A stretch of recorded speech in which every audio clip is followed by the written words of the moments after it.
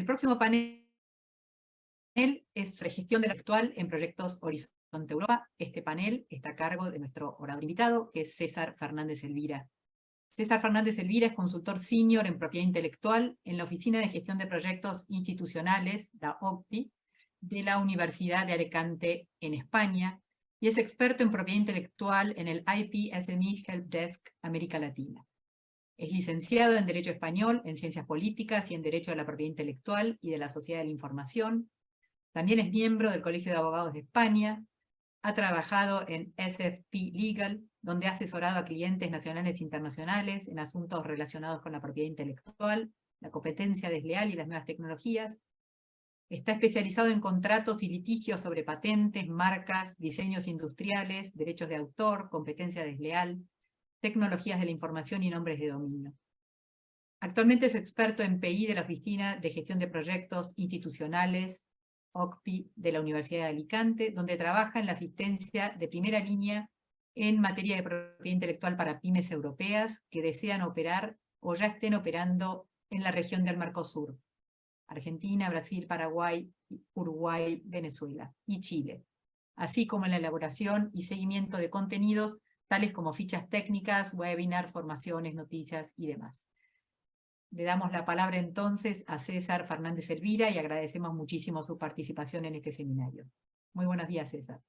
Buenos días, Mercedes. Buenos días, y no sé si dar las gracias porque tanto tú como Claudia, como Alejandro y Mariano han empezado, no voy a decir que mintiendo, pero han hecho como que yo soy un experto en esto. Tengo que confesar que no es para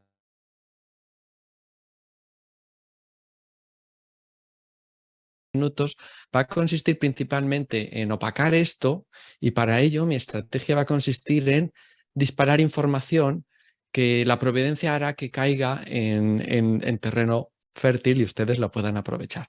La presentación se va a poder compartir después, ya lo anticipo, y como esto se está grabando, pues todos los bloopers que voy a generar van a poder hacerse memes y van a poder reírse ustedes todo lo que quieran.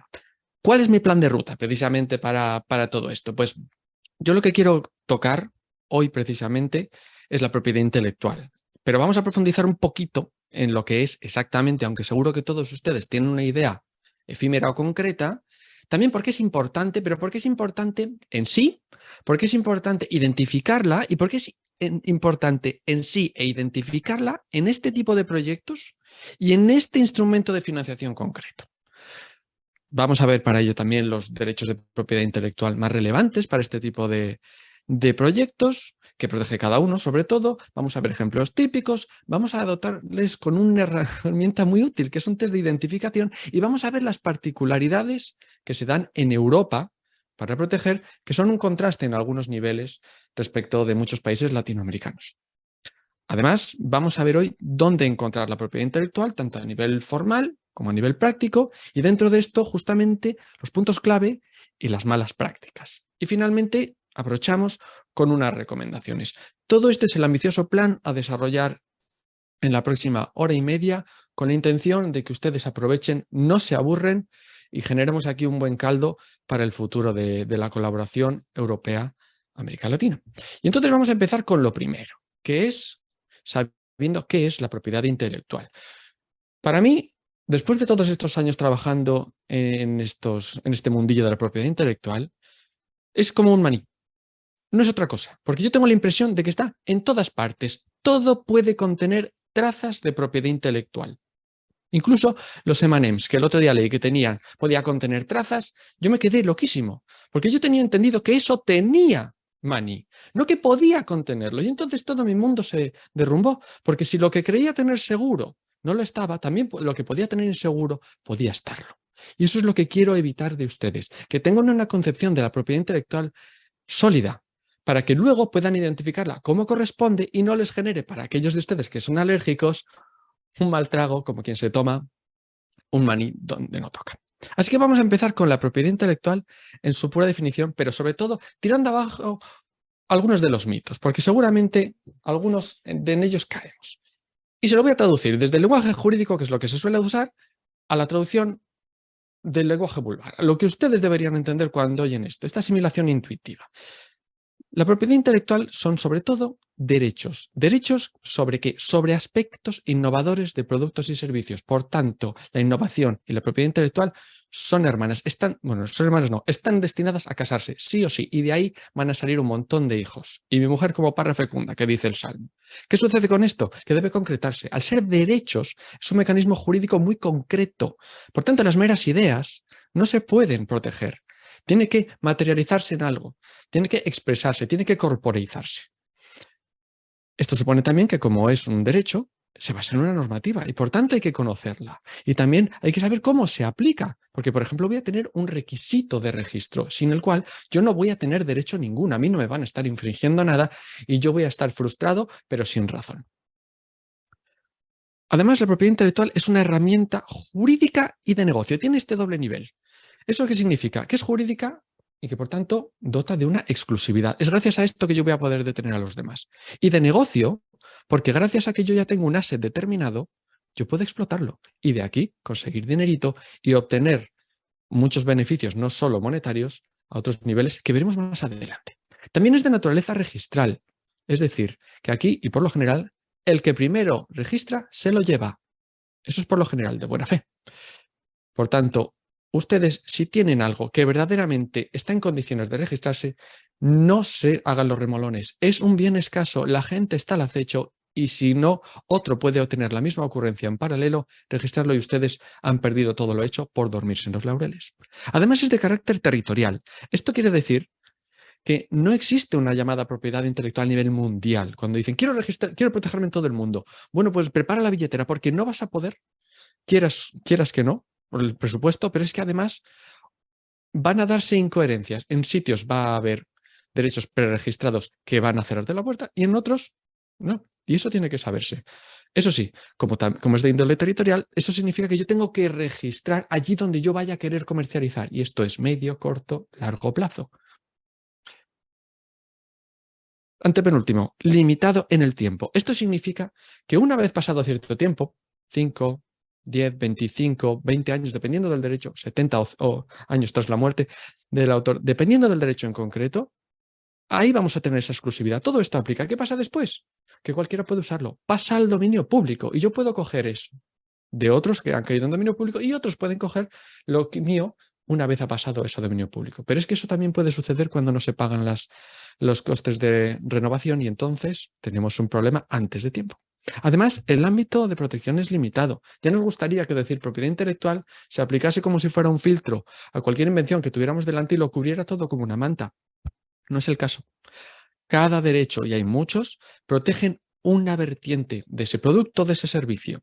Y al revés, un mismo producto puede y suele estar protegido por varios derechos de propiedad intelectual al mismo tiempo. Y digo suele porque cuando se habla de mercado, esto es así. Y finalmente, son horizontales los derechos de propiedad intelectual porque toda empresa los tiene y o los trata. Si no los genera y los está protegiendo, está cogiendo de otros sin saberlo. Piensen solo en una fotografía. Piensen en cualquier texto que han descargado de Internet. Eso ya está protegido. Eso lo están manejando. Eso tienen que saber ustedes en qué medida lo pueden usar y cuánto lo pueden volcar para actividades del tipo que estamos hablando hoy. ¿Por qué es importante entonces? Pues siendo egoístas, sencillamente, y pensando para adentro, por estas dos cosas. Porque permite proteger el conocimiento propio, tanto a nivel de background y de resultados, lo definiremos ahora más adelante, y porque sirve para evitar infracciones de derechos de terceros. Es decir, protege lo que tengo y me impide perder cosas. Pero seamos un poquito más concretos. Esto es para adentro y para afuera. ¿Qué supone? Primero, es tan importante porque es el mecanismo legal que protege la innovación. No existe otro. Es como ese articulado, hay que asumirlo e ir por él. Segundo, porque puede llegar a ser incluso más relevante que los propios tangibles. Las propias fábricas, los productos, los camiones, los edificios, todo lo que tengan Apple y Tesla vale menos que su propia marca. De hecho, según el último estudio de Standard & Poor's, el índice de 500, el 90% y subiendo del valor de una empresa son ya sus intangibles. Y esto se está aplicando por extensión a todo, especialmente por lo que comentaba Mariano. Esto es cada vez más digital, más verde. Sirve para excluir a terceros de su uso. De otra manera no se puede. Además, resultan esenciales para determinados modelos de negocio. Si yo quiero, como debo, explotar los resultados de mi proyecto, lo voy a tener que hacer por cuenta propia o ajena. Y si lo quiero hacer por cuenta ajena, seguramente tengo que hacerlo con una licencia o una franquicia. Si no están protegidos los derechos de propiedad intelectual que aparejan, ahí no hay nada que licenciar ni nada que franquiciar. Además, tiene una función reputacional, lo vamos a ver muy especialmente, ya lo he nombrado de pasada, Mariano. Resulta que todo lo que es verde, todo lo que lleva aparejado algo que contribuye con esa innovación a la mejora del ecosistema y a la relación hombre-tierra, es buenísimo. Pero es que además, si se sabe que se esté registrado, se sabe que aquí se están haciendo las cosas bien, de una manera verdaderamente sostenible. Lo que se ha invertido en innovación ahí, luego se ha protegido y no se va a perder. Y finalmente, claro, lo vamos a hablar hoy, permite obtener financiación vía subvenciones, vía créditos y califica. Cuando uno tiene, por ejemplo, varios derechos de propiedad intelectual registrados, obtiene un sello de calidad y eso le permite aspirar a determinados instrumentos de financiación de una manera privilegiada. Pero, y concretísimamente, para lo que estamos hoy aquí, ¿por qué es tan vital saber identificar la propiedad intelectual? Pues principalmente porque la primera de las cuestiones es que sirve para el cumplimiento pleno del contrato. Horizonte Europa establece en su Gran Agreement que tienen que explotarse los resultados y que deben protegerse adecuadamente los resultados. Y lo vincula todo con propiedad intelectual. Además, se trata con ellos sí o sí, ya se lo he dicho, todos tratamos con ellos. Cuando se va a hacer de manera profesional, cuando ya involucre dinero en una actividad comercial o de investigación, ya hay que saber mejor con lo que se trata. Además, me va a evitar perjudicar mis intereses, porque si yo las sé identificar bien, los posibles derechos de propiedad intelectual registrados los voy a tener asegurados, porque no tumbo su novedad, por ejemplo. Y voy a conservar mi ventaja competitiva, por ejemplo, si tengo un know-how que no divulgo. Además, si yo la identifico bien, cuando hablemos de background, me va a permitir ajustar los medios verdaderos necesarios a los objetivos, tanto a nivel de socio como del propio proyecto. Yo voy a saber exactamente qué se necesita, qué tengo que poner, y el resto lo aparto porque nadie tiene por qué tener acceso a ello. Además, otra vez, me evita posibles infracciones de derechos de propiedad de terceros, porque yo puedo estar utilizando esos y pensar que los puedo pasar a un colega y que no estoy haciendo nada, porque estoy ignorando que su uso se limitaba a esa licencia, pero estoy dándole la sublicencia sin quererlo, ya estoy infringiendo. Además, me va a permitir dimensionar el estatus de mis intangibles, tanto a nivel de número, como de calidad, como de estado. Lo veremos más adelante, más en detalle. Y descubrir nuevas oportunidades de negocio. Y lo que es más importante, y es algo que ya precisamente Carolina ha mencionado, si uno sabe identificar bien la propiedad intelectual, va a poder contestar las dos preguntas que yo más recibo de investigadores y de gente que trabaja en este tipo de proyectos, que son, ¿qué protejo para que al presentar el proyecto y empezar a trabajarlo no tenga problemas en el futuro? Relativo al background, es decir, lo que yo traigo de casa. Y respecto de los resultados, ¿qué voy a tener que proteger previsiblemente mediante mi propiedad intelectual? Claro, si yo les estoy dando una capacitación para que ellos mismos puedan ponerse las gafas de la propiedad intelectual, esto lo vean ellos, vamos a ahorrar muchísimos problemas. Pero claro, esto implica que hay un ejercicio reflexivo en estos dos grandes hitos, a la hora de aportar mi background y a la hora de explotar los resultados. Y esto solo se puede hacer si se tiene una gestión de la propiedad intelectual buena. Tengo normalmente estos dos modelos, la reactiva y la proactiva. Todo el mundo tiene una, toda organización tiene una. Puede ser buena o puede ser mala, porque como vamos a ver, se puede tener. Esto quiere decir que no es solo exclusiva de las grandes empresas. Cualquiera puede gestionar bien su propiedad intelectual. Pero claro, para ello, pues hay que saber catalogar bien, valorar, inventariar, y entonces así se manejan bien. Vemos los dos estilos. Tenemos, por una parte, el proactivo, que implica principalmente prospectar esos escenarios actuales y futuros y anticipar esas situaciones que me permitan disminuir los riesgos. Esta es la razón para llevar adelante este tipo de gestión, porque sirve para reducir la pérdida y su manera de actuar es fluida. Por otro lado, tenemos el estilo reactivo, que más o menos deja que las cosas pasen y actúa solo frente a hechos consumados de manera pasiva, es decir, va a espasmos. Cuando pasa algo, entonces se reacciona. La diferencia, contrario a lo que se pueda pensar, no es de recursos, porque, por ejemplo, del tiempo hay que dedicárselo sí o sí. ¿Se va a hacer antes o se va después? Sino puramente de conocimiento. Y vamos a ver sus principales diferencias. Si vemos en el modelo reactivo, vamos a ver que existe una ausencia de política de propiedad intelectual o una muy simple. La gente o no le presta atención o sencillamente no la hay.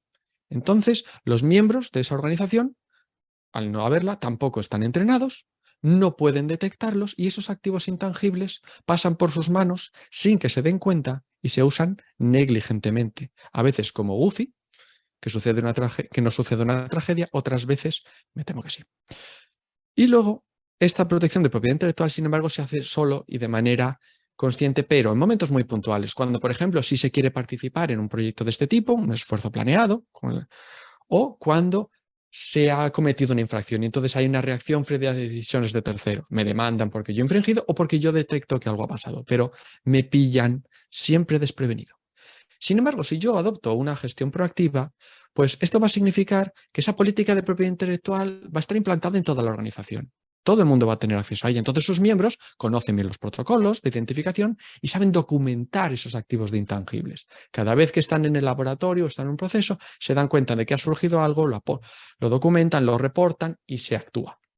Y esta protección de propiedad intelectual pues, se hace de esa manera orgánica, fluye en toda la organización, todo el mundo lo permite identificar y entonces ahí sí se pueden priorizar esos activos que son relevantes para las oportunidades que se presentan. Existe un call de Horizonte Europa, yo tengo lo que hace falta para eso, porque lo tengo documentado, tengo esta gestión tan buena y les invito a hacerla. Ahora, ¿qué es lo que tengo que hacer justamente? Pues se toman estos 6 pasos. Primero se identifican, después se inventarian, luego se priorizan, luego se protegen, se valorizan, se explotan y se defienden. Con esto lo tendríamos todo. Ahora, si yo quiero identificar bien y gestionar bien, necesito tener las claves. Y esto es lo que vamos a desarrollar justo en los próximos puntos. La clave son estos 2 pilares que están viendo ustedes allí. Por una parte, el conocimiento del sistema de propiedad intelectual, por eso tenemos que saber cuál es el objeto de protección, por eso tenemos que saber cuáles son esos derechos de propiedad intelectual y por eso tenemos que saber cuál es la normativa aplicable. Y luego, por otra parte, tenemos que tener un conocimiento de las normas del programa en concreto, de Horizonte Europa. Y esto no implica solo el call que tenemos delante, son sus fuentes legales, que es más para arriba, son los textos relevantes, que los vamos a desarrollar, y las prácticas comunes. Empezamos, entonces, por el principio. Vamos a coger y a saber cuál es el objeto de protección, para lo cual, yo como las llevo todo el día, me es muy fácil, pero ustedes a lo mejor no, y necesitan las gafas de la propiedad intelectual, y eso es lo que les va a permitir identificarlo, y eso se hace con un test tan sencillo de estos 3 pasos, es súper fácil. Cada vez que tengan delante un posible asset, solo tienen que preguntarse primero, ¿qué hace especial a ese producto o servicio? Entonces, defino qué características lo diferencian del resto. Segundo, el sistema. ¿Prevé protección para ello? Si conozco el derecho de propiedad intelectual que sería aplicable y cómo, ya tengo la acción tomada. Y tercero y último, ¿es mi producto realmente innovador? Para ello solo puedo salir de dudas si hago una búsqueda de anterioridades al nivel territorial que aplique, mundial, regional, local. ¿De acuerdo? Desglosamos un poquito más el primero de los pasos, el objeto en concreto, definir qué características definen del resto. Aquí justo vamos a qué tenemos delante. Tenemos un producto, tenemos un procedimiento, tenemos una forma, tenemos un nombre. Si se trata de un producto, ahí está. Lo novedoso es el producto en sí mismo, las características que lo distinguen, el objeto en sí, su estructura, su composición. Veremos que generalmente puede ser una patente, puede ser un diseño. Lo mismo sucede con el procedimiento, la forma, porque ya se ve que se distinguen, con la nueva utilidad o con el nombre o logotipo. Si nosotros tenemos identificado esto, y no quiero pararme más porque lo van a recibir por escrito, ya tenemos tomado el primer paso. Luego, ya lo vemos, esto es lo que correspondería al objeto, lo que acabamos de ver, y se sustancia en unas invenciones, signos distintivos, la apariencia del producto, lo que sea. Pero tienen asociados justamente unos derechos de propiedad intelectual, que son los que están en la tercera columna, empezando por la izquierda, segunda por la derecha, y la última, empezando por la izquierda.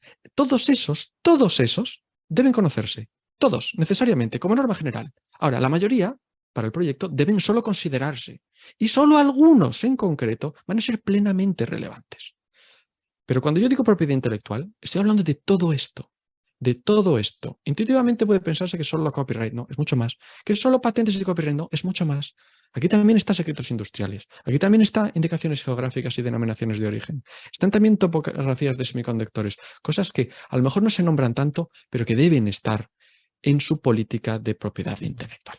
Y aquí vemos un ejemplo muy aterrizado en lo que se suele ver en los proyectos de este tipo. Nosotros cogemos los principales, que son las patentes, las marcas, los derechos de autor, los diseños, los secretos comerciales y las bases de datos, que es un derecho sui generis. Ahí tenemos el activo intangible subyacente. En el caso de patente es una solución a un problema técnico. No es la forma. En el caso de la marca registrada es esa reputación, ese reconocimiento del nombre asociado de origen comercial o empresarial. Lo pueden leer. Y fíjense en la columna de la derecha del todo en qué se traduce. Cuando yo estoy abordando un compuesto químico farmacéutico, seguramente sea una patente. Si estoy con una maquinaria a partes de la misma, patente. Si estoy con el logotipo del proyecto, es una marca. Si estoy con artículos académicos o informes o dictámenes o las imágenes, eso va a ser derechos de autor. Lo mismo sucede con el software. Si estoy, por ejemplo, con determinados prototipos que quiero presentar para que se vea en 3D cómo es, eso va a ser diseños. Lo mismo que las partes de productos que no llegan a tener una función técnica. Y si estamos hablando de todo aquello que no llega a tomar cuerpo, pero que es un conocimiento sólido que da competencia, es el know-how o las listas de clientes o las formulaciones secretas, pues eso se protege por secretos comerciales. Y las bases de datos entendidos en el sentido de una colección de datos. No piensen en el sentido informático, también tiene su propio derecho. O sea que imagínense cada vez que yo he empezado una cosa de estas, lo que supone en términos de ver cuánto tengo que mirar, el dinero que y el tiempo que. Y aquí les pongo un ejemplo súper práctico. Las zapatillas que llevamos cualquiera de nosotros, y esto aplica a cualquier producto textil y no solo textil. Las zapatillas, evidentemente tenemos la marca, el logotipo y el Nike. Tenemos el propio gel de la suela que tiene una patente. Tenemos el tejido transpirable también por patente, que puede ser con la propia empresa o en asociación con otra como como la marca Geox. El cosido tipo Goodyear, que es una técnica industrial que permite reproducir una técnica de cosido manual, también está protegido por patente. Y eso es un método artesanal que ha pasado al industrial. Tenemos un sistema automático de coordenado inspirado en Regreso al Futuro. También lo tiene Nick, también patente. ¿Tienen secretos industriales? Desde luego que los tienen. ¿Cómo se ha llegado a ello? El tipo de fibra. En cuanto al diseño también tenemos todas las formas, todos los colores. Tenemos también todo el merchandising, todas las sesiones de fotografía. Todo eso se protege por derechos de autor. Entonces, si yo en este disparar, en esta primera ráfaga de metralleta que he efectuado, he podido ser un poquito efectivo, ustedes ya al ver este ejemplo tan básico deberían de ser capaces de identificar dónde está la propiedad intelectual. Por no entretenernos, no haré, pero si estuviera delante de ustedes jugaríamos un poco y veríamos, vamos a ver, ¿qué se puede tener? La marca iPhone, la marca del logotipo de la manzana, esas son dos marcas y valen un dineral. Pero también tenemos el diseño, ¿pero diseño de qué? Pues del propio aparato, pero también de la interfaz, también del cargador y de patentes. Hablamos de más de 1000 patentes contenidas ahí, más de 1000 patentes que afectan a la cámara, a la alarma, al almacenamiento de datos, al teclado, a la operatividad, no se imaginan. Y evidentemente, en cuanto a derechos de autor, con lo potentes que son gráficamente las campañas y todo el merchandising, tenemos las fotografías, los propios iconos de Apple, las instrucciones, las campañas publicitarias. Todo eso es propiedad intelectual. Ustedes llevan propiedad intelectual en su bolsillo todos los días y no sabían en qué medida. Ahora, vamos a ir a Europa. Ustedes van a venir a Europa. Y eso va a suponer que necesitarían conocer no solo la propiedad intelectual en general, sino sus particularidades. Y aquí yo solo quiero señalar unas poquitas que lo distinguen respecto de América Latina. Me paro en marcas, que es lo primero. Aquí somos muy modernos. Y aquí, al igual que en México, en Argentina y en otros tantos países, sí se permiten las conocidas como marcas no tradicionales, las punteras.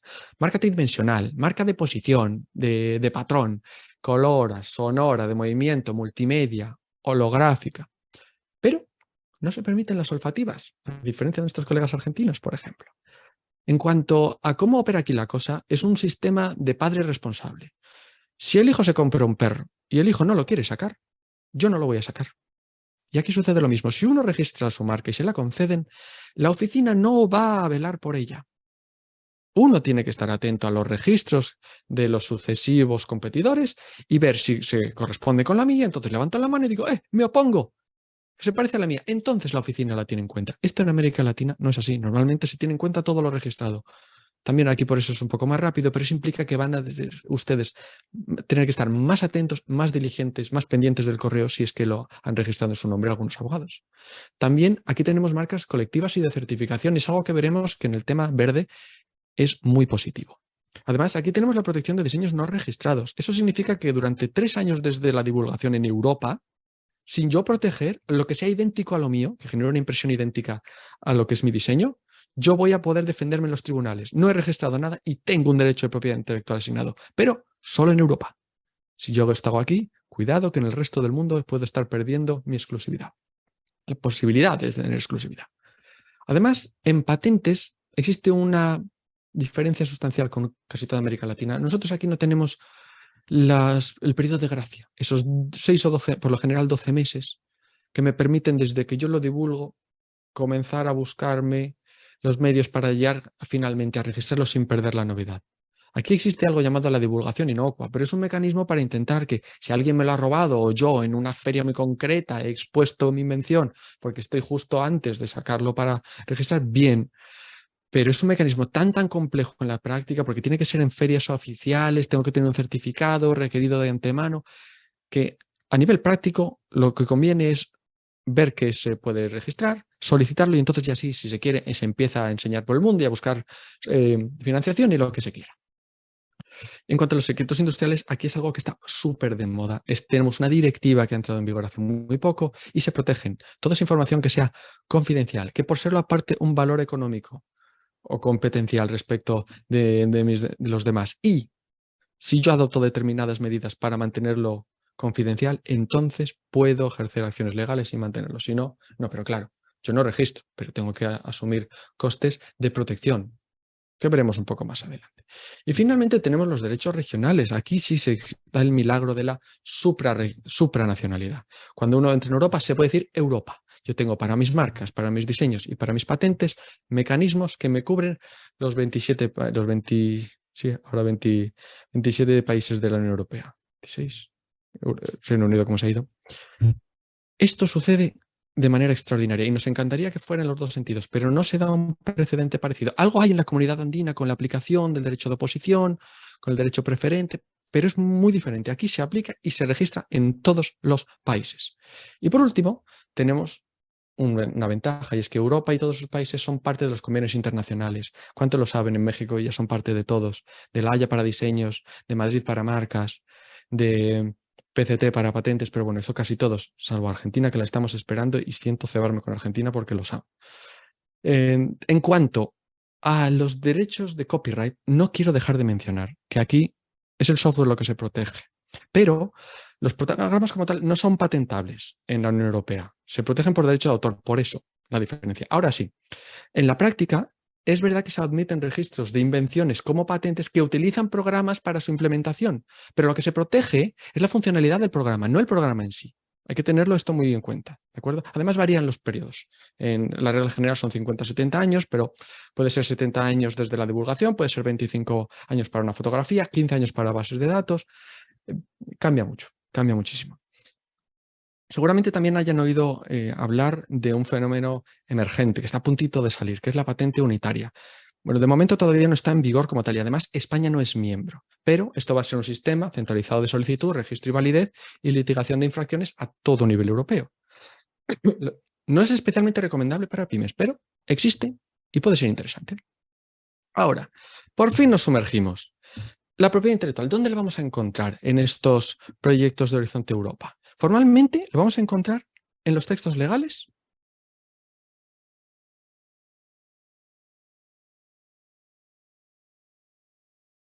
César, se te ha cerrado el micrófono, César. No te estamos escuchando. Estás mudo. Perdón. Que no sé si lo saben, pero toda esta nomenclatura es en inglés. Grand Agreement, Consortium Agreement. Y luego se va a encontrar no solo cuando se entrega la documentación, no solo cuando se firma y lo meto en un cajón y me olvido y lo saco solo si hay un problema, sino a nivel práctico en toda la vida del proyecto. Por eso es tan importante que lo tengan en cuenta. ¿Y dónde exactamente? Acordamos que en el pilar de la derecha veíamos los textos legales relevantes. Pues es todo esto que ven aquí. Y además son cajas y cajas que abren cajas y cajas. Primero el marco regulador, luego vamos a tener las normas de participación del programa marco y muy específicamente en esos artículos que se ven ahí, el 38 al 42. Pero luego, lo mencionaba Alejandro, la propuesta, el Call for Proposal, que también va a tener sus normas. Luego vamos a tener el Grand Agreement, que por cierto, las buenas noticias es que con Horizonte Europa es un modelo unificado, único para todos los instrumentos y luego ya vamos a proponer nosotros nuestro programa de trabajo. Y además nos fijamos en el Horizon Europe Online Manual y eso, sumado al acuerdo de consorcio, el Consortium Agreement que vamos a redactar que incluye además los acuerdos de confidencialidad, los acuerdos de copropiedad y los acuerdos de transferencia de tecnología, ya tenemos el mapa completo de todo lo que tenemos que tener presente. Ahora, mencionaba una cosa. Horizonte Europa es un mecanismo que en su matriz lleva muchos años, pero ha ido cambiando de nombre y de dinámicas. Horizonte Europa se llama así solo desde 2021. Antes era el Horizonte 2020, antes era el programa Marco. Al encontrarnos en este punto, tenemos una dificultad, es que es nuevo, existe todo un ecosistema que se iba generando naturalmente alrededor, con, por ejemplo, modelos de acuerdo, materiales de apoyo de divulgación, que ya se han quedado desfasados. Y en esas pequeñas grandes diferencias es donde puede estar el fracaso. Y es por lo que conviene actualizarse con charlas como esta y con lo que esté por venir. Y por eso necesitan estar atentos a esta materia ahora de manera activa, muy en corto plazo. Hablemos del Gran Agreement, que es el primer gran documento que ustedes van a manejar y que van a tener que saber. Este establece los derechos y obligaciones de los beneficiarios de cara a la Unión Europea. Aquí hay dos bloques. Beneficiarios, Unión Europea. Quien esté entre los beneficiarios y la Unión Europea le da igual, son un bloque unitario. Aquí las cláusulas no son negociables, salvo que la Unión Europea, ahí ponga por escrito, en esto pueden ustedes elegir. Y esto se firma al final de las negociaciones. No tiene más, así de sencillo. Pero es de jerarquía superior, que es lo que han visto antes. Lo que se veía de arriba abajo, jerarquía superior a inferior. Por tanto, prima siempre lo de arriba sobre lo de abajo. Que algo se contradice abajo, prima lo de arriba. El Consent Agreement, ¿qué es? Es un acuerdo que se firma porque obliga a la Comisión Europea, pero que es más o menos voluntario, libre en su contenido. Y esta organiza la colaboración entre los socios a todos los niveles. Si se hace bien, pues facilita mucho el aprovechamiento de los resultados, permite dinamizar las relaciones y la gestión de lo que sucede en el día a día, pero es un acuerdo privado. Aquí las cláusulas son totalmente negociables, salvo que con el límite que no puede contravenir lo que esté en el Gran Agreement. Pero yo aquí puedo establecer muchísimas cosas. Y aquí el implicado es el coordinador del proyecto y los socios del consorcio.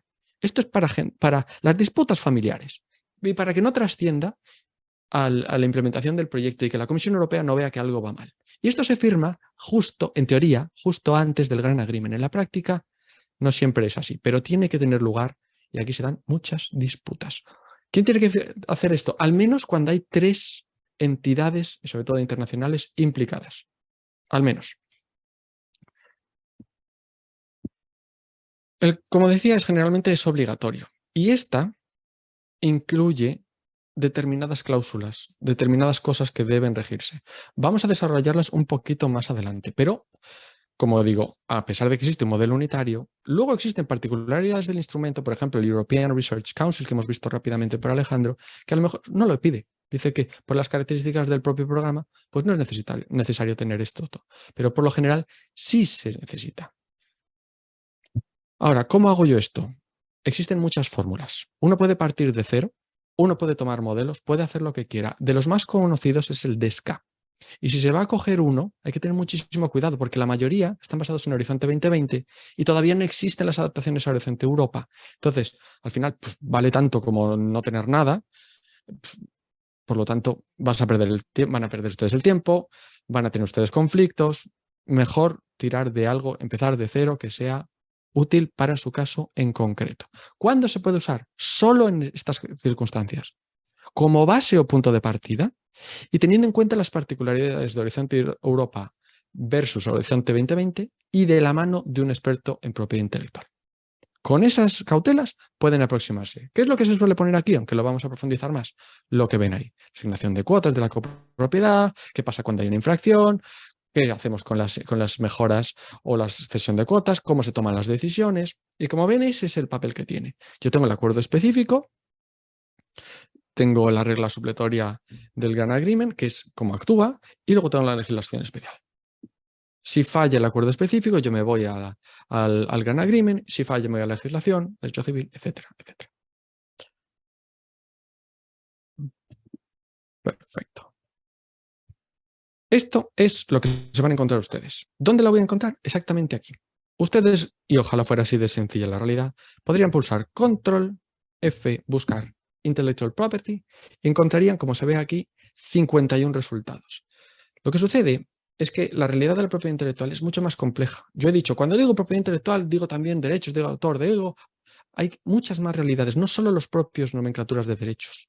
Hay otros aspectos que son los clave en los que va a repercutir la propiedad intelectual y son a los que ustedes tienen que prestar atención. Y esos aspectos en concreto son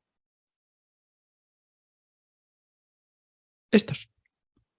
Los datos abiertos, la información sensible, antes llamada solo confidencialidad, el background, el sideground, resultados o foreground, los derechos de acceso a todo lo anterior y la resolución de disputas. Esto es donde verdaderamente está la propiedad intelectual en el marco de proyectos de Horizonte Europa. Y es lo que vamos a ver precisamente ahora. Y empezamos con la confidencialidad.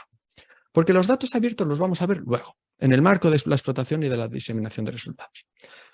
El GAN Agreement establece una obligación genérica de confidencialidad. Eso lo pone el artículo 13 del GAN Agreement y sus sucesivos anexos. Pero es en el Consortium Agreement donde se debe regular el alcance de esa obligación.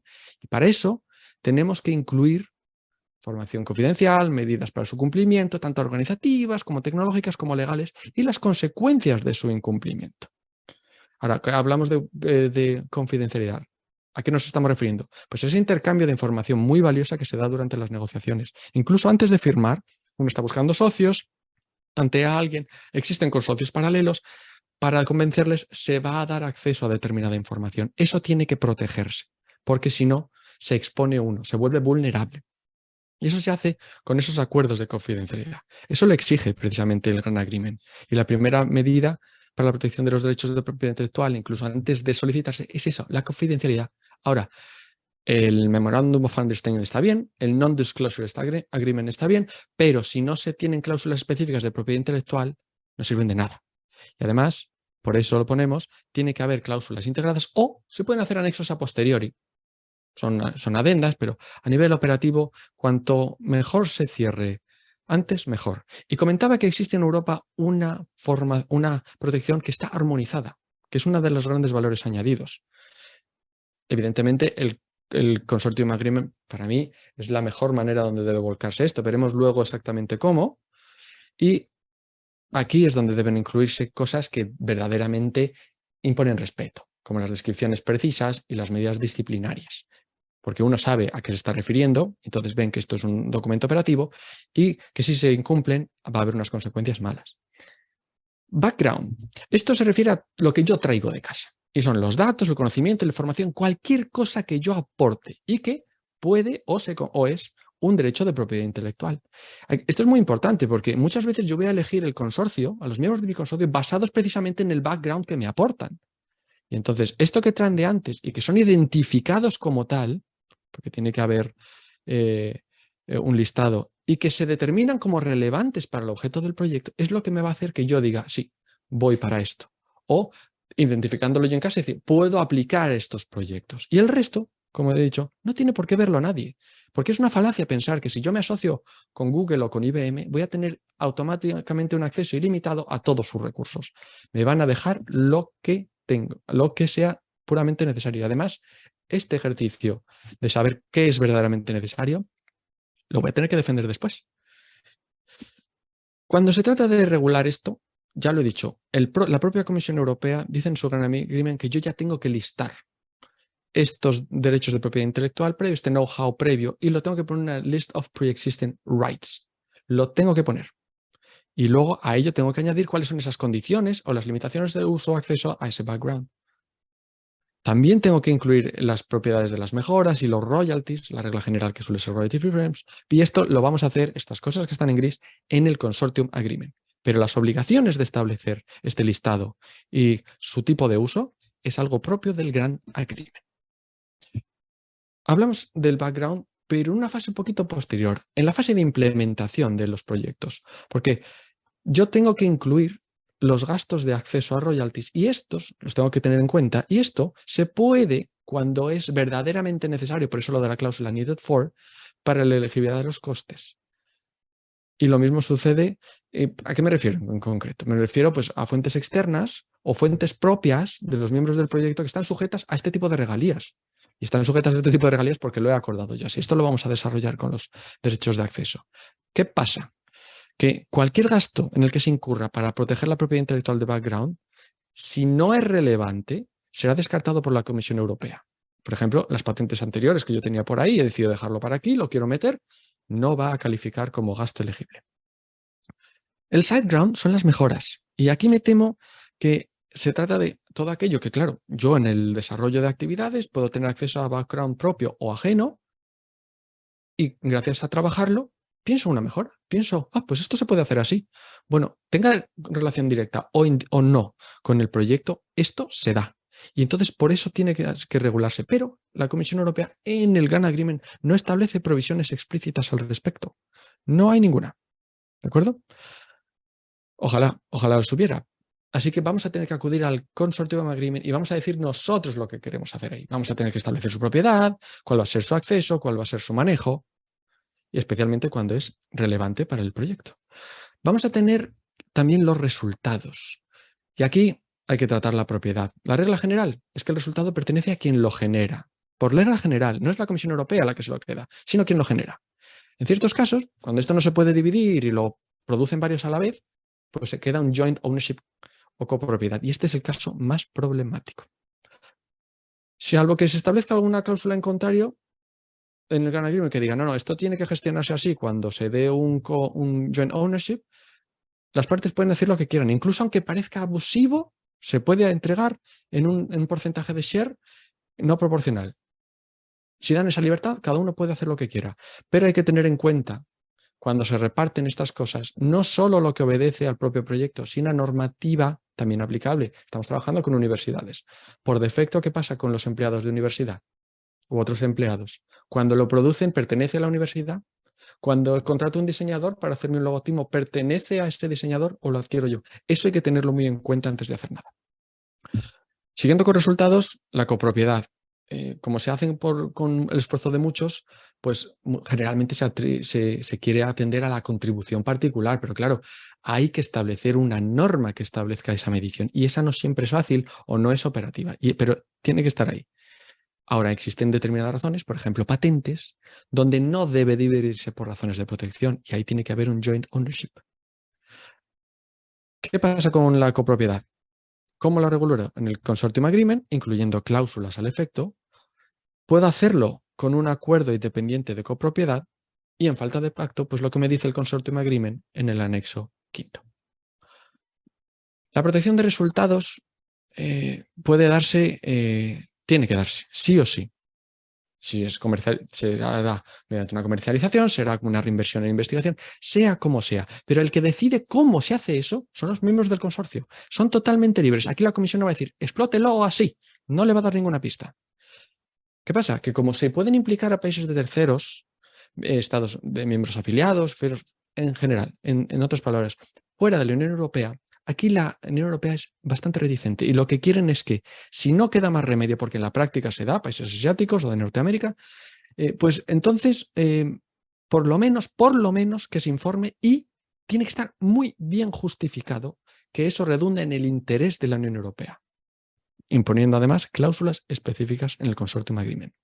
Siguiendo con los resultados, ya no es solo explotación, sino la diseminación. Los beneficiarios después tienen que esparcir esto por doquier. Toda la gente tiene que saber cómo ha pasado, pero también la modalidad, los canales, corresponden con total libertad a sus miembros.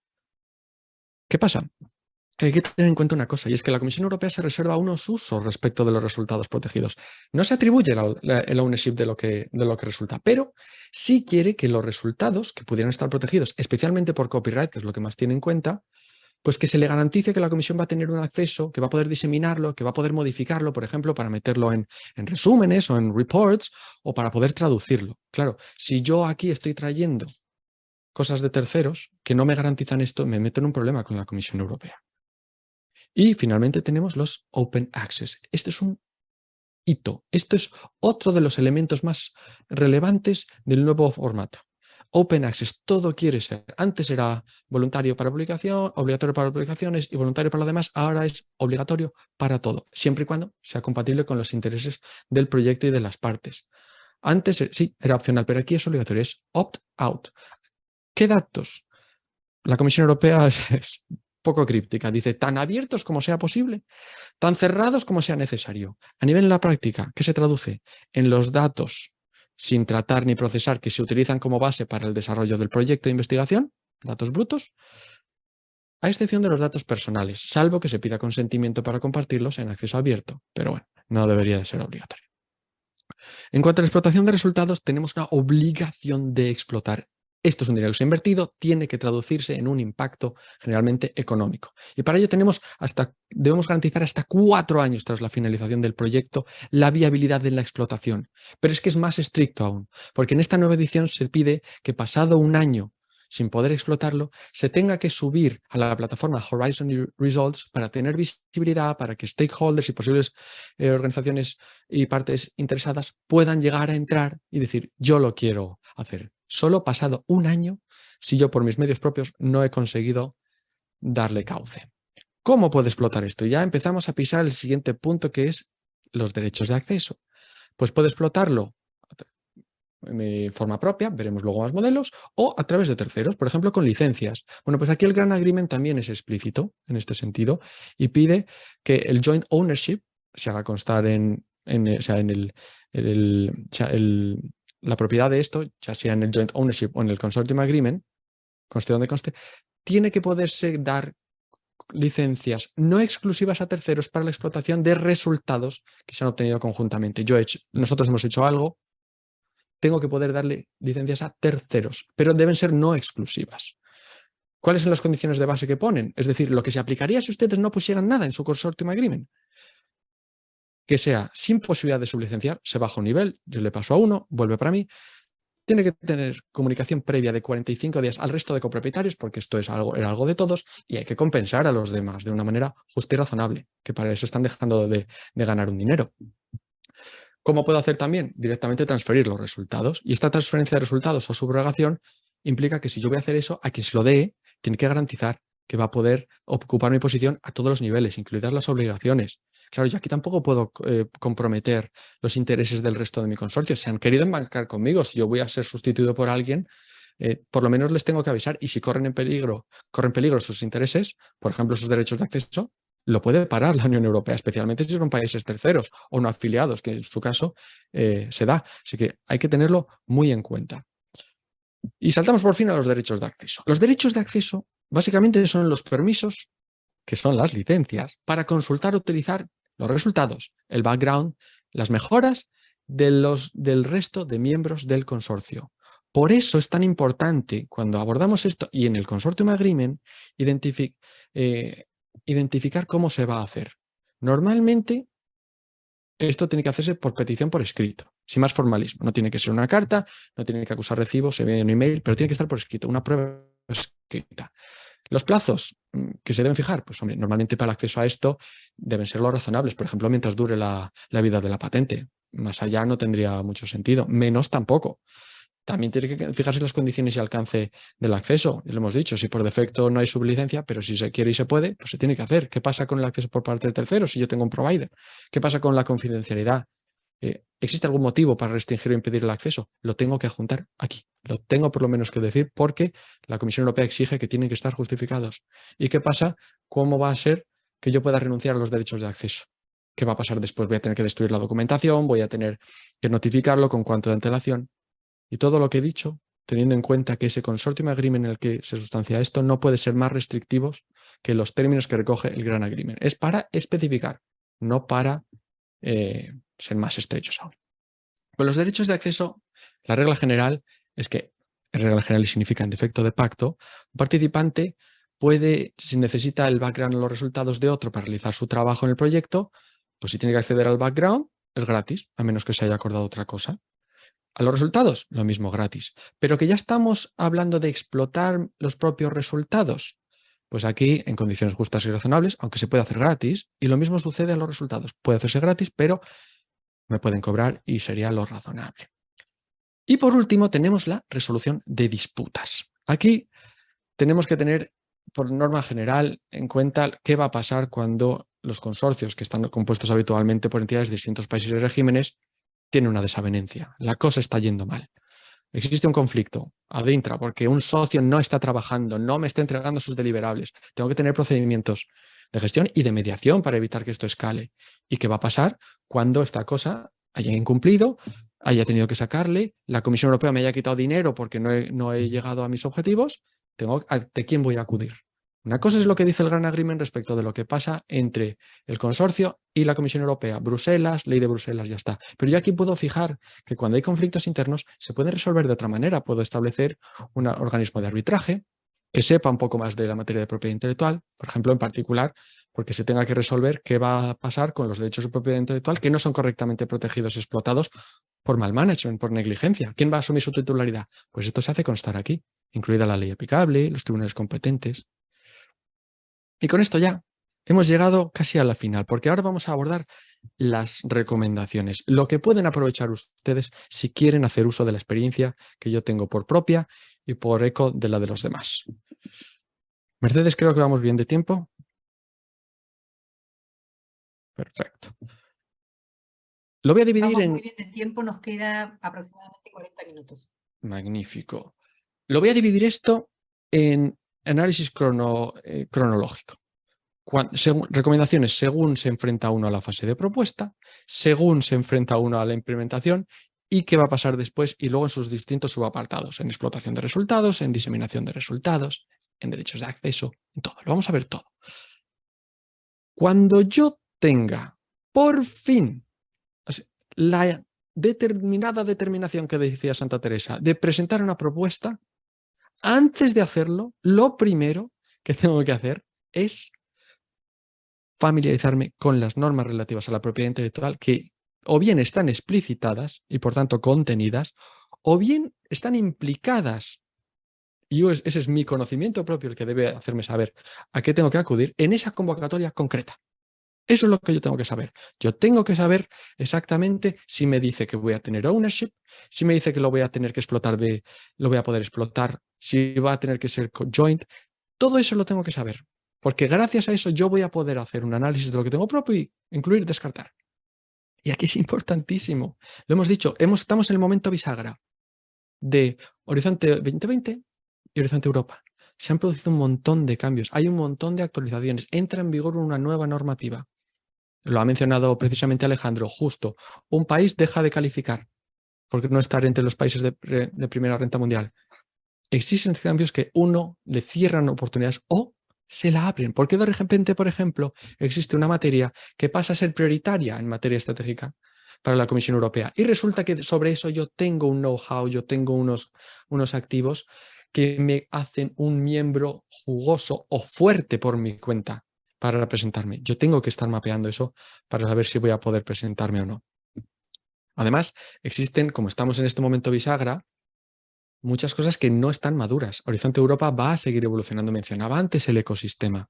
Teníamos antes un montón de materiales, guías, teníamos formaciones grabadas, teníamos modelos de contrato, teníamos modelos de licencia que calcaban lo que estaban en los Grand Agreement acumulado con experiencia mejorada de años.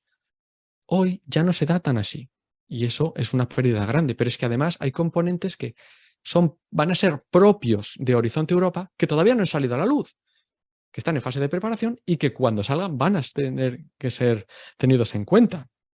Todo esto, lo ha dicho Alejandro también, en principio uno se mete en el Participant Portal y ya se ahoga ahí en ese mar de documentación. ¿Qué es lo que tengo que hacer yo cuando hablamos de propiedad intelectual en este momento antes? Lo primero que tengo que hacer antes de presentarme es lo mismo que tengo que hacer antes de ir a una cita. Hay que asearse y poner todo lo mío en orden. Yo tengo que saber lo que tengo, pero ya de manera formal. Y eso pasa por hacer lo que me van a hacer los demás. Me van a hacer un análisis, me van a mirar de arriba abajo, van a ver lo que tengo, lo que no tengo, me van a querer, me van a descartar. Me van a confesar por qué me quieren o no lo van a hacer. Ese ejercicio lo tengo que hacer yo si quiero ser diligente y tengo que hacer un self-assessment y tengo que definir mi propio background. Es decir, ¿qué voy a llevar yo? Tengo un know-how que muchas veces menospreciamos. No es para tanto porque lo tratamos en el día a día. Eso vale. Tenemos derechos de propiedad intelectual que pueden ser propios porque los tengo registrados o no. O ajenos que estoy manejando porque me han concedido licencias, porque los tenía y nadie me ha dicho nada, porque han llegado a mí y ya se ha aposentado esa costumbre y ni siquiera conocemos su origen. Y cuando yo hablo de eso, hablo de derechos en los que tengo que ver las dos vertientes, si está protegido y si está registrado. Si está protegido, pues necesitaré comprobar si hay documentos probatorios al respecto. Si yo puedo demostrar, por ejemplo, que soy el autor de eso, que yo he sido el primero con su fecha, y si alguien me demanda, digo, no, yo no le he copiado a usted, fíjese, yo lo tengo, aquí está publicación, prueba que yo soy el autor con esta fecha. Si son derechos de tercero, a lo mejor estoy manejando material audiovisual y lo he descargado de una plataforma, necesito mi licencia que demuestre que no lo he cogido de manera pirata, porque me daba un acceso para uso personal y yo lo estoy utilizando para un uso comercial. Y si está registrado. Y entonces aquí es donde hay que ponerse finos. Hay que ver si ese registro de esos derechos de propiedad intelectual que yo tengo está actualizado. ¿Pero actualizado en qué? En los pagos, en la vigencia, en las licencias y muchas otras cosas. Cuando yo tenga todo visto eso, cuando yo haya inventariado eso, entonces, además, veo si es prioritario y evalúo, ¿es verdaderamente necesario para este proyecto? ¿Le voy a dar acceso o no? Porque luego voy a tener que defenderlo. Otros van a decir, perdone, yo sé que tú tienes esta patente, está en esta base de datos, ¿por qué no le has dado acceso para este proyecto? A mí sí me parece relevante. Tener esas herramientas de justificación de antemano es lo que va a hacer que luego la cosa vaya así. Y eso debe hacerse aquí. ¿Cómo evalúo yo eso? Pues el resultado del anterior, yo puedo ver que es necesario proteger y que registrar, porque yo habré visto todo eso y he dicho, uy, pero si tengo este posible asset, he aplicado el test de los 3 pasos, tengo que proceder.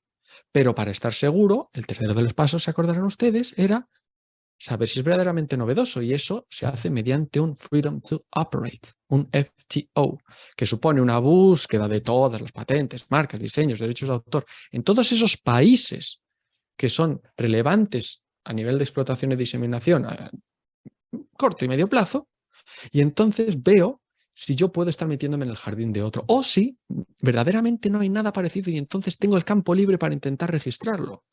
Y eso se hace con búsquedas. Entonces, normalmente se ve todo el estado del arte. Se acude a bases internacionales como TeamView, SpaceNet o algunas especializadas. Pero, por ejemplo, para el tema de diseños y patentes, no cuenta solo lo que hay en bases de datos. También todo lo que se haya publicado por cualquier medio, cualquier literatura especializada o cualquier otra fuente que haya hecho público. Claro, siendo esto tan grande, pues lo normal es que uno se capacite en parte para hacer una búsqueda previa y luego haga un outsourcing inteligente y acuda a un asesoramiento especializado, porque para eso están las oficinas de transferencia de tecnología de las universidades, para eso están los centros Padlib, para eso la Comisión Europea ha sacado un proyecto específico para ayudarnos a asesorar, aunque a nivel básico, la propiedad intelectual en este tipo de proyectos, que es el European IP Helpdesk, porque aunque nos gustaría poder aplicar el modelo general a todos, cada caso es único y existen cositas que es lo que va a decir, usted mejor sí, usted mejor no. Proceda a registrar. Hemos hablado de que voy a presentarme delante de gente que conozco más o menos, y yo tengo casos, demasiados casos de gente que, queriendo impresionar porque veía en esto una oportunidad muy grande, ha ido naivmente enseñando todas las cartas. Y en esa reunión sí, habrá impresionado mucho, pero ha regalado todo ese know-how. Entonces, todo eso que con gente que incluso uno puede haber estado trabajando durante años y piensa, no me puede traicionar, puede estar en un momento profesional o por razones coyunturales o caprichosas que le lleven a estar en, por ejemplo, un consorcio paralelo. O que esté a punto de ser despedido de su organización porque no tiene fondos y entonces va a llevarse eso, no va a ser viable esa relación. Claro, todo eso que estoy volcando, tengo que tener la tranquilidad de que no va a trascender donde no debe, que no me va a perjudicar, porque durante la redacción de la propuesta, esas negociaciones con socios, gente que entra y sale, en esos intercambios de ideas, sobre todo en el proceso de drafting, se hacen muchos brainstorming. Y ahí es muy difícil luego acordarse de quién aportó qué, pero de ahí surgen ideas, incluidos empleados. Y luego surgen conflictos que dicen, no, esto lo aporté yo, ¿cómo es que no he recibido nada? Estuve en esa llamada, me llamasteis para que aportase. Y luego me entero que habéis sacado un proyecto y yo no estoy cobrando nada. Y he leído por ahí que aquí hay que compensar con los términos fair. Pues aquí puede suceder que no. Si esto es confidencial, mejor que no trascienda para que no se piensen que luego se puede... Pues lo voy entonces, si no me dais lo que pido, lo voy a empezar a divulgar. No puedes. Has firmado una confidencialidad, un non-disclosure agreement. Te bajas del carro, no me perjudicas. ¿Cómo hago esto? Pues los hemos mencionado antes de pasada. Un non-disclosure agreement, pero con cláusulas específicas. y especialmente de propiedad intelectual. Voy a decir, es que quiero darle va a tratar este proyecto que todavía estamos investigando si se puede patentar. ¿Y en qué consiste? Lo explico, no sucintamente, sino con una presentación para convencerle bien. Yo tengo que decirle que no puede divulgar para que por lo menos si me cierra la puerta del futuro registro me pueda compensar y algo consiga sacar. ¿Qué más puedo hacer? Precisamente no metiendo a todo el mundo, no poniendo a todo el mundo en copia. A las reuniones se le invita solo a determinadas personas de manera que uno fragmente la información. Uno puede ver una parte, otro otra y solo la perspectiva de conjunto la tenga el futuro coordinador. Además, puedo poner medidas de protección tecnológica, es decir, que cuando yo pase documentos tenga un decodificado, un encriptado que impida que haga un copy-paste para que no lo copien en otro documento, para que no se lo pasen a otra persona porque tenga contraseña, que sea con limitación de vida. Ese tipo de cosas se pueden emplear y son muy útiles. ¿Qué podemos hacer durante esta fase antes de presentar la propuesta? Pues ya tengo que empezar a pensar en cuáles van a ser las medidas y la estrategia de propiedad intelectual de la explotación y la diseminación de los resultados, sabiendo que esto va a ser actualizable.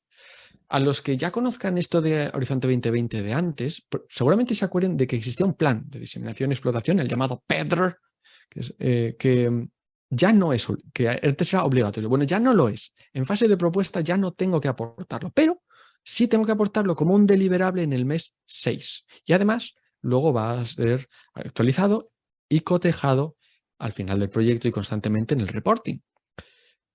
¿Qué tengo que hacer aquí también? Importantísimo y mínimo. Pensar en un nombre de proyecto y un acrónimo. Y si puedo, lo registro como marca. Muchos de estos, a pesar de que se quiera, no pueden llegar a sustanciarse como tal. Es decir, el proyecto tiene un nombre, existe una asociación, pero luego de los socios, los que verdaderamente acaban explotando sus resultados no lo hacen bajo el nombre o el acrónimo de este proyecto. Pero pudiera ser que sí. Y si es que sí, yo ya he ido participando, por ejemplo, en rondas de financiación, en proyectos de innovación, en foros, y ese nombre ya se ha ido haciendo visible. He ido construyendo una reputación que además me hace calificar para determinados concursos de financiación. ¿Por qué no darle un sentido desde el principio? ¿Por qué no tener visión y pensar que esto se puede registrar como una marca? Ir construyendo ya esa identidad que permita que los demás lo identifiquen y además que yo aproveche todo este tiempo, que son años, para que luego me pueda centrar en otra cosa. Que además esto me implica hacer por adelantado un ejercicio que voy a tener que hacer. Esto, si va a llegar al mercado, voy a tener que darle algo con que el consumidor lo pueda identificar. Y si lo hago bien, ya voy a poder ir viendo que el nombre sea compatible con los países que van a poseer de mi interés, que no está registrado ahí y entonces cambio la estructura de branding, o que precisamente veo cuál es mi estructura de mi plan, lo afino mejor cuando desarrollo mi plan de explotación y diseminación, que ahora, como digo, ya no se presenta ahí, pero sí se pide que se apunten unas medidas y una estrategia de propiedad intelectual. Luego van a tener, cuando les pase la presentación, un par de enlaces en los que van a poder ver bases de datos en los que pueden ustedes ver los planes de D&I de otras empresas y van a ver, por ejemplo, cómo tratan el branding. Y luego, claro, si esto va a suponer una inversión, hay que tener una previsión. Y ese presupuesto tiene que tener partidas para cubrir los costes derivados de la protección de los derechos de propiedad intelectual, incluida la defensa, por si me infringen.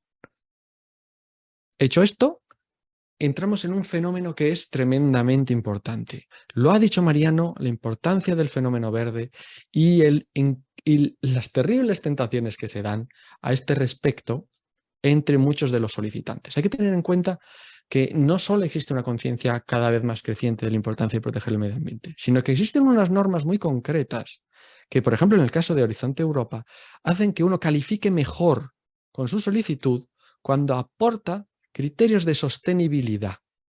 No solo, por ejemplo, que haga cosas online en vez de hacerlas físicas, sino que aporte no un barniz, sino una sustancia que verdaderamente sea conciliadora con el medio ambiente. Claro, hay muchos que, sobre texto de esto, se van a dar el greenwashing y van a querer darle a todo un matiz verde. Todo va a parecer que es eso exactamente, aunque era exactamente lo que hacía antes. Y esto a nivel de propiedad intelectual, lo primero que se trata es el tema de las marcas, las llamadas marcas verdes. Solo para que se hagan una idea, hay más de 1000 términos que están asociados con la protección del medio ambiente y la sostenibilidad. Por ejemplo, fotovoltaica, solar, eólica, reciclaje, eco. Todos estos términos, verde, se mencionan además particularmente en directivas de la EUPO que hacen que puedan considerarse como descriptivos cuando se utilizan en relación con bienes o servicios que pretenden ser respetuosos con el medio ambiente. ¿Esto qué supone? El primero de los grandes riesgos, que yo puedo tener una causa de rechazo. Es decir, yo le he puesto esto pensando que así el evaluador de la Comisión Europea va a decir, oh, qué bien, es verde, le doy mejor puntuación, luego voy a optar a esa marca y en la EUIPO van a decir, pero si esto es descriptivo, o esto es engañoso, o esto no tiene distintividad ninguna, es un término totalmente genérico. Y esto pasa. ¿Qué es lo que yo puedo hacer? Puedo utilizar técnicas un poquito más inteligentes. Es lo que ha hecho, por ejemplo, Patagonia o Everlane. Son dos marcas de calzado. Bueno, pues lo que han hecho ellos no es hacer términos descriptivos, sino evocativos. En el imaginario del consumidor ve esto y rápidamente lo asocia. Y eso, es lo que han hecho precisamente, por ejemplo, Patagonia ha puesto better than new. Uno ya directamente dice, esto es reciclado, pero no pone reciclado, es better than new.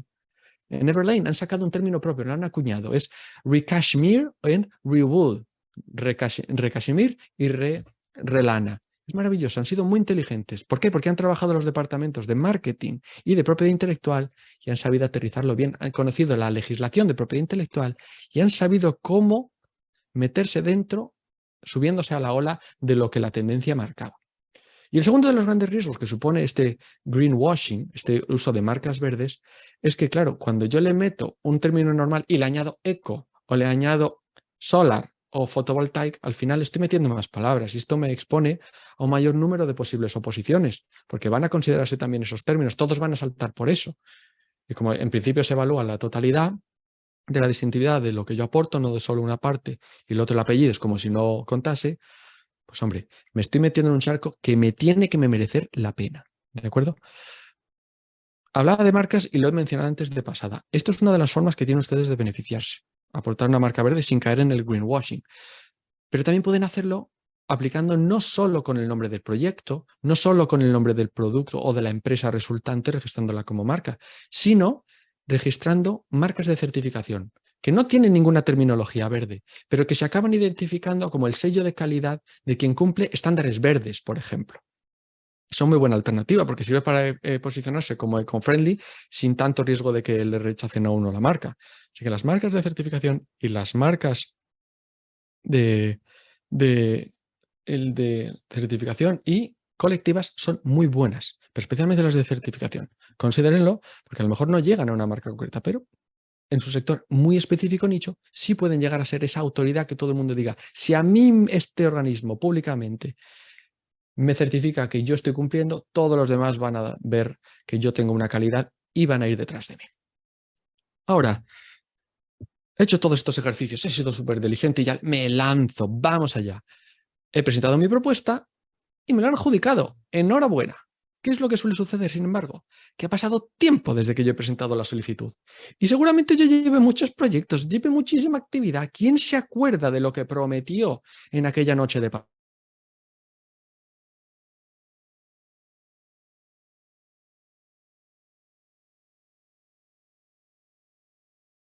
Me parece que nos quedamos sin sonido. Sí, se cortó. Un momento que vamos a intentar recomponer.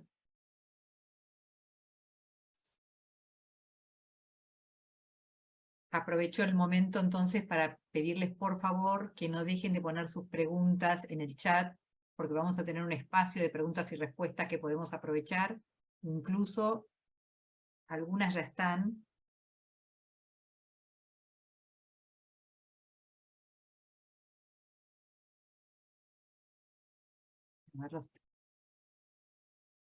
Parece que se desconectó, ahora volverá. Seguramente, seguramente. Y me voy a comunicar por chat. Entiendo además que...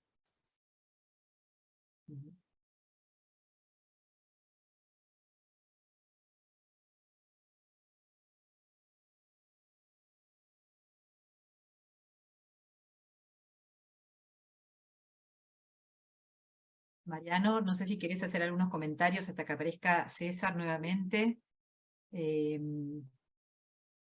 Tal vez sabemos, y no es ninguna excusa, pero que hay un muy mal clima en Alicante, hay una tormenta que no estaba esperada, y eso ya nos los habían avisado antes de iniciar, así que estamos buscando un backup en su teléfono, pero mientras tanto, no sé, Mariano, si quisieras por ahí hacer énfasis en alguno de los aspectos que estuvo mencionando César, o por lo menos en alguna de las preguntas que ya se hicieron. Bueno, disculpen esta interrupción momentánea, puede ser debido a que en Alicante hay lo que se llama gota fría, que es una lluvia de temporada. Mientras lo esperamos a César, bueno, por un lado reiterarles que tienen a disposición el chat. Yo creo que la presentación de César Elvira está siendo muy útil para todos los candidatos que se van a presentar a Proyectos Horizonte y abordan un aspecto que en general digamos, los investigadores, ahí está, lo tenemos Ya a estoy de César. vuelta. Sucedió la tragedia, lo siento muchísimo. Bueno, espero que no, porque te veo sonreír, así que no será tan grave. Bueno, Cosas de...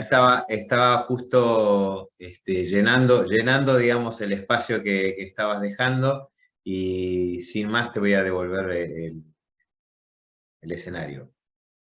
Muchas gracias, Mariano. Ese es un hacker que estaba ya harto de escucharme. Y decía, por favor, que llegue esto a su fin, si no lo hace, lo hago yo. En cualquier caso, decía, ya hemos presentado esto. Le prometimos Dios sabe qué a la comisión cuando solicitamos. No nos acordamos en absoluto, porque ha pasado tiempo, porque yo he estado trabajando en otros proyectos, porque ha entrado y salido gente. Entonces, lo primero que debo hacer una vez he recibido ese feliz email del Participant Portal en que dice, es usted el adjudicatario, póngase a trabajar, fírmeme los documentos, tengo que releer la documentación, especialmente el Gran Agreement, y volver a familiarizarme con esos derechos y obligaciones relativos al background, porque a lo mejor yo he prometido, voy a apuntar esto y, uy, lo tengo registrado ya, me ha caducado. Y los resultados, ¿qué es lo que vamos a hacer? ¿Tengo el personal porque se me ha ido?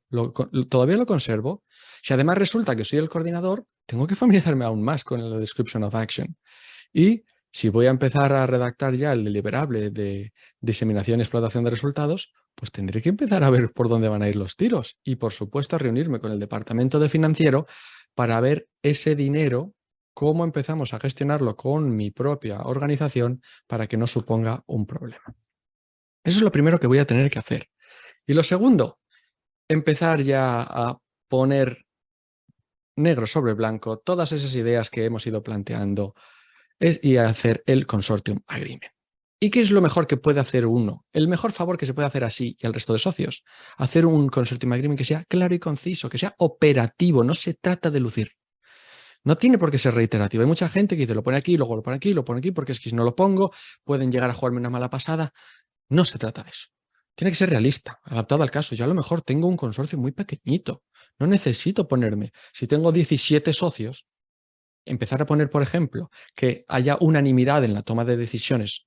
Es que eso es una pesadilla. Eso me va a bloquear por completo. Y además, sí, hay que ser previsor, pero sin fatalismos. Y eso lo dice el que tiene formación jurídica y que siempre tiene que jugar al y si, que es y si me traiciona, y si se cae la patente, y si... No hay que poner... Hay que hacer un ejercicio realista, previsor, pero sin más, porque además esto puede modificarse. Normalmente esto se redacta, se pasa al resto de socios y entonces comienza el baile. Algunos aportarán más, otros aportarán menos y cuando se firma, luego dependerá de la agilidad de la habilidad del propio coordinador que diga, oye, yo quiero proponer esto porque ha habido este cambio. Nadie tiene que ponerse nervioso. Esto es una posibilidad real. Funciona bien porque tiene que reflejar las relaciones, el régimen de relaciones que tienen entre los socios. ¿Qué se incluyen ¿Qué tengo que incluir yo en este Consortium Agreement? Pues, como política general, si se identifica un potencial derecho de propiedad intelectual, hay que protegerlo adecuadamente en tiempo y forma. Y eso ya lo hemos visto. Se hace identificando, inventariando, priorizando y protegiendo, valorizando, explotando y defendiendo. Pues aquí es donde protegemos. Ya lo tenemos todo hecho. Ahora es cuando decidimos que vamos adelante. ¿Y esto cómo se puede concretar? Esto que hemos visto antes. Pues puede hacerse de tres maneras. Puede hacerse en un acuerdo independiente para cada caso, en ese Ownership Agreement. Puede hacerse en el propio Consortium Agreement, porque yo ya vaya desde el principio a fijar exactamente cómo van a ir las cosas y no me voy a mover de ahí. O la última opción, y mi favorita, con cláusulas de mínimos que sí que pongo en el Consortium Agreement y luego hago un acuerdo separado si es que el caso lo requiere. ¿Qué es lo que tengo que poner yo entonces? Aspectos a considerar. Pues, por ejemplo, ¿dónde va a registrarse? Y con mucho cuidado del no uso. Recuerden que dije, se tiene que, como son territoriales, hay que registrar en todos los países en que se quiera operar a medio y corto plazo. Cuidado, que en Europa y en otros países existe la obligación de uso, de patentes, de marcas, 3-5 años de no uso y me lo tumban. Y el dinero que me he gastado, fuera. Y en el caso de patentes ya no se puede volver a registrar. Así que, realistas. ¿Se va a registrar ahí? Sí, pero luego con intención seria de usarlo o con capacidad de externalizarlo, que otro lo explote mi nombre y entonces ya bien. Tiene que decirse qué va a registrarse. Es un tremendo complejo de investigador pensar, yo quiero mi patente y luego ya veré qué hago con ella. No, lo pongo en el último punto. En previsión de la explotación y no al revés. Primero va el plan de explotación y luego va la estrategia de propiedad intelectual. La propiedad intelectual es solo un medio. Tiene que tener un objetivo grande. Si ese no lo tengo definido, si digo, bueno, ya lo encontraré, como me dijo una vez mi hermano, ¿dónde vamos? Y me dijo, lo decidiremos por el camino. No puede ser. Hay que ir donde se va y eso hay que decirlo de antemano. Y luego hay que asumir pues, el reparto de obligaciones. ¿Quién asume el registro? Porque eso tiene unos procedimientos, hay que estar atento. Los costes lo va a pagar él, nosotros se lo vamos a reembolsar indirectamente. Antes se va a hacer una bolsa común. ¿Cómo se particular aquello? ¿Cuándo se solicita la protección? En Europa somos bastante rápidos en términos de concesión. ¿Pero qué se va a querer hacer? ¿Se va a querer solicitar antes de empezar a operar en el Consortium Agreement? ¿Se va a hacer antes de solicitar el propio proyecto? ¿Se va a hacer una vez el resultado se haya producido? ¿Se va a hacer una vez el resultado se haya producido y yo encuentre financiación? Pues tengo que tenerlo en cuenta porque eso lleva unos plazos. No es lo mismo presentarse, por cierto, una ronda de financiación con una marca o una patente al menos solicitada que hacerlo sin nada, porque mi empresa vale menos. Y luego las condiciones de retribución. ¿Cómo se va a producir el retorno ahí? ¿Me van a pagar royalties? ¿En qué modo? ¿Un pago único? ¿Va a ser anualidades? Y si son anualidades, ¿cómo van a ser mis mecanismos para comprobar que, por ejemplo, es un tanto por ciento de las ventas que ellos hacen? ¿Me van a enseñar sus libros? ¿Qué pasa si no se corresponden con la estimación que yo hago? ¿Quién paga esa auditoría? Si resulta que me estaban engañando, todo eso hay que anticiparlo aquí. ¿De acuerdo?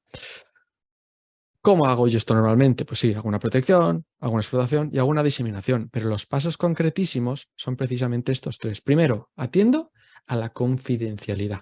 Lo primero, no vaya a ser que tenga divulgaciones prematuras, no convenga todavía. Luego miro la naturaleza del objeto. Ya lo hemos visto.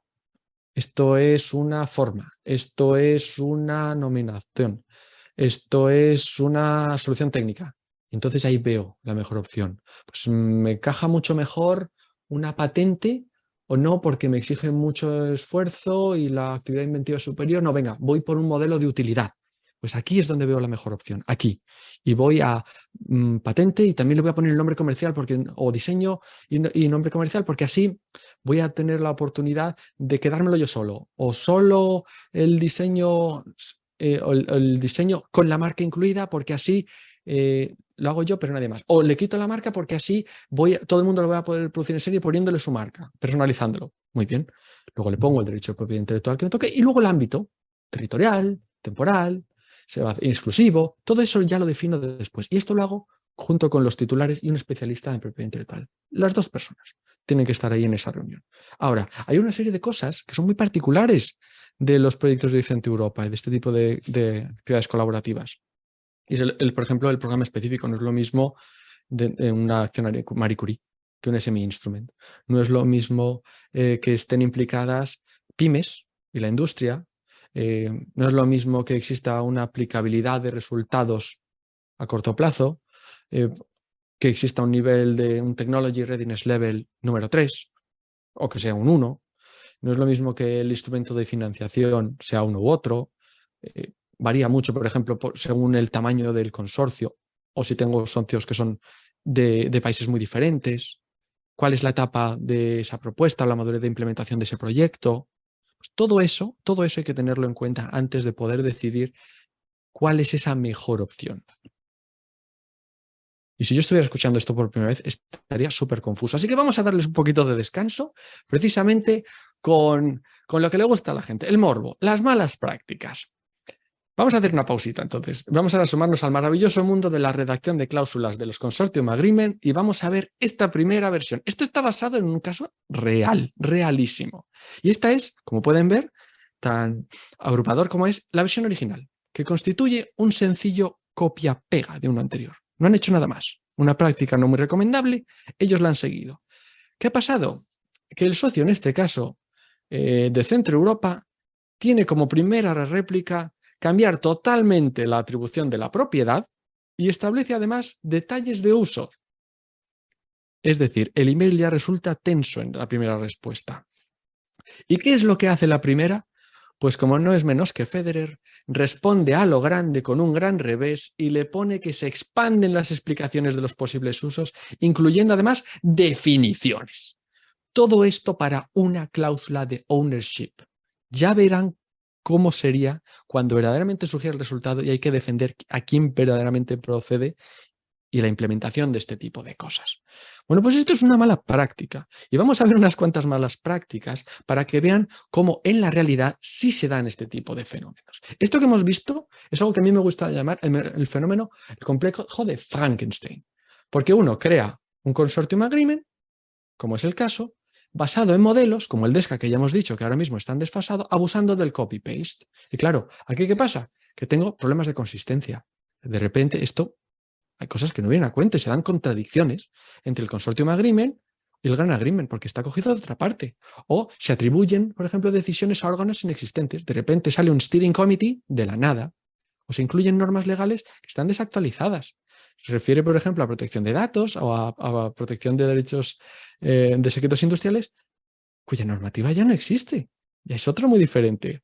O se hace referencia a artículos irrelevantes, porque como ha cambiado la normativa, se ha desplazado hacia abajo y ya no es del 35 al 41, sino del 38 al 41. Y cuando se hace aquí referencia a uno, no tiene nada que ver. O se meten una serie de nomenclaturas que no hay por dónde cogerlas. Al final el resultado es que se hacen difíciles de leer. Y además que tienden a crecer con cada reuso, porque se da el efecto Casino Royale. Esto transmite una imagen pobre, no nos vamos a engañar. Y además supone unos problemas terribles a la hora de aplicar estas cláusulas. Y si encima resulta que esto no es la primera vez que se hace, sino que los modelos en los que nos hemos basado ya incurrían en este tipo de mala práctica, pues nada, se consolida y aumenta. ¿Cuál es este efecto de Casino Royale? Yo no juego mucho, pero tengo entendido que cuando uno va, ve la apuesta y veo y subo, y veo y subo, y veo y subo. Y eso es lo que pasa, que empiezan a circular entre el número que sea de miembros del consorcio y todo el mundo, por la razón que sea, decide aportar algo. Porque cree que aporta mayor seguridad y dice, esto es viendo más largo, más explícito, muchísimo mejor. O porque piensa que así está figurando, está siendo muy contributivo, quiere apuntarse un tanto con un jefe o compañero, o a lo mejor piensa que es una cuestión de cultura y dice, pues voy a demostrar interés y voluntad de cooperación y le meto ahí algo, y ya que filtren. Bueno, pues esto es algo que debe evitarse. Aquí se aporta con el régimen de mínimos. Lo que se puede, se puede. ¿Cuándo sí que se puede tolerar esto? Solo cuando yo, como por ejemplo como coordinador, veo que esto es relevante y es necesario, cuando veo que esta persona sabe lo que hace, o si lo hago yo, cuando sé lo que hago y pido asistencia experta y compruebo siempre que esto es coherente con el resto del Consortium Agreement y con el Gran Agreement. ¿De acuerdo? Y luego tenemos las 12 pruebas de Asterix. No sé si interrumpir en la parte más divertida, que es la que dijiste vos que era lo mejor. Te perdí, Mercedes, pero supongo que me estás llamando al orden. No te quería interrumpir justo en este momento, que era el más divertido, como vos dijiste, pero contarte que faltan 5 minutos y que tenemos varias preguntas que también dejemos un tiempo para ello. No hay problema, me da tiempo. Gracias. Me da tiempo. Las 12 pruebas de Asterix hacen referencia a la película o cómic de dibujos animados de Asterix y Obelix, en el que se mete en un edificio burocrático en el que básicamente la prueba consiste en resistir a la locura que provoca tener que lidiar con todo el papeleo y la administración que le dice, no tiene usted esta documentación, no tiene usted este formulario, no tiene usted este modelo. Esto se puede dar aquí porque se ha visto, en el caso visto anteriormente, aparentemente es mucho más garantista, pero al final es un dolor de cabeza en la práctica, además consume muchísimo tiempo, no cumplirlo puede llegar a generar una reclamación formal por parte del socio por incumplimiento del consortium agreement. Le hemos dado dinamita a un loco y al final no estamos dando verdaderamente un equilibrio a la formalidad versus operatividad. Hay que encontrar el punto virtuoso. Porque además esto puede traducirse en que a la hora de tomar decisiones, las complicadas, pues se procrastina sin llegar a salvar la relación. Y esto al final permea al nivel superior y la comisión lo sabe y esto es terrible. Y por último tenemos, aunque habría muchos más, el Pilatos One More Time, que es cuando, por ejemplo, se ponen cláusulas tipo la decisión corresponderá a la autoridad financiadora. No, la autoridad financiadora, que es la comisión o la agencia que sea, aquí no tiene nada que decir. La Comisión Europea normalmente no se va a meter en asuntos de funcionamiento. Para eso está el Consortium Agreement. Aunque bueno, yo he visto algún caso que el Project Officer sí se metía y eso es peor. Así que es el consorcio el que debe tener ese paquete cerrado. Yo le entrego un resultado. A mí me dan fondos, yo entrego deliverables, así está. Porque además si no tiene un coste reputacional para el coordinador tremendo de cara al futuro, me cierro muchísimas puertas y puede que incluso ni siquiera cierre el asunto, que se quede en vía muerta, que es aún mucho peor. Así que mi consejo, si se quiere involucrar alguna vez a la Comisión Europea, siempre con referencia a alguna provisión del Gran Agreement, entonces ya estaríamos. Y si no, seguramente la normativa especializada ya diga lo que tiene que decir y yo me remito a ella y ya está. Acabaríamos con los planes de explotación y diseminación. Importantísimo la cuestión de impacto. Esto es otro de los aspectos claves en esta edición del programa Marco, Horizonte 2020, Horizonte Europa. Se tienen que incluir unas métricas que permitan definir cuál es el progreso, la evolución, ya sea directos, indirectos, cuantitativos, cualitativos o proxies. Algo hay que ponerlo, porque esto lo valora muchísimo la Comisión. Y una cosa muy importante es que de manera obligatoria se va a pedir un listado de la titularidad de los resultados que se den. Y se va a incluir en el reporting. Y esto tiene que tener el titular, si este es único o es compartido, el país en el que está y quién lo va a explotar. Esto es obligatorio. O sea que sí se verá. Y luego, por ejemplo, los canales y los mecanismos con que se va a diseminar también tiene que darse. Al final es una actualización en del deliberable del mes 6. ¿Qué es lo que tengo que hacer yo?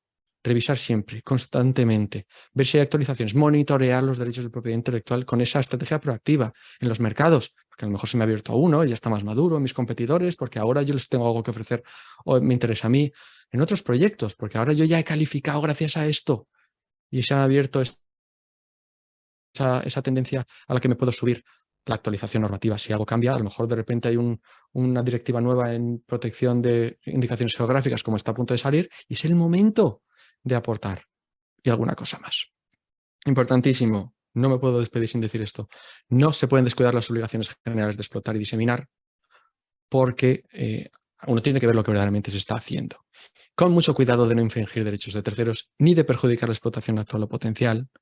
Porque, entre otras cosas, esto es un instrumento que está a punto de salir, que es el Post-Grant Survey. 2 años tras la finalización del proyecto, se envía una encuesta de progreso y problemas de explotación y es obligatoria. Y finalmente hablamos por fin de datos abiertos. ¿Cómo hago yo acceso a estos datos abiertos? Pues publicándolos siempre con cuidado, porque no pueden afectar a la novedad de una patente o a los datos que los socios quieren proteger como secretos industriales. Y luego, si los quiero publicar, tiene que ser con políticas FAIR, que significa Findable, Accessible, Interoperable y Reusable. ¿Cómo lo hago yo? Pues elijo una licencia, ahí tienen ejemplos de dónde hacerlo, o la diseño, defino un formato y lo ubico en un repositorio. Y para las publicaciones, tan sencillo como, por ejemplo, pagar acceso abierto en revistas o publicar en revistas que ya son de acceso abierto o utilizar licencias tipo Creative Commons que son tremendamente útiles. ¿Formas de explotar? Pues aquí tendríamos muchísimo de qué hablar, pero enfrentaríamos los modelos propietarios y los abiertos. Los propietarios son los clásicos, ya los ven ahí, porque uno lo puede hacer en propio o a través de terceros. Pero los abiertos sí que son muy interesantes, porque son aquellos que en realidad no requieren necesariamente el cobro de un royalty al usuario final, de un precio. ¿Y cuándo utilizo yo este tipo de cosas? Pues respondo con preguntas. ¿Por qué Google da gratis Android a los usuarios cuando Microsoft cobra por Windows? ¿O por qué IBM rara vez demanda por infracción de patentes? Pues porque sirve para atraer consumidores a otros productos o servicios complementarios que son monetizables. O Tesla, ¿por qué sus patentes las ofrece de manera gratuita? Pues porque le permite incrementar la masa crítica de demanda y oferta de un producto. Y en el caso de proyectos de colaboración, es muy interesante porque permite participar en esfuerzos de innovación colaborativa, tío. Que es, por ejemplo, lo que ha hecho Samsung y Google. Tienen un patent pool, ellos intercambian sus patentes hasta 2024 y están listos. Y si quieren saber más, pues se pregunta después. Porque aquí únicamente habríamos ido por la recapitulación y como ha sido tan fluido todo y solo me he caído una vez, yo creo que no va a hacer falta. Solo me queda dar las gracias, quedar a su disposición y esperar que haya sido de provecho. Yo me lo he pasado muy bien con ustedes, espero que haya sido igual al revés.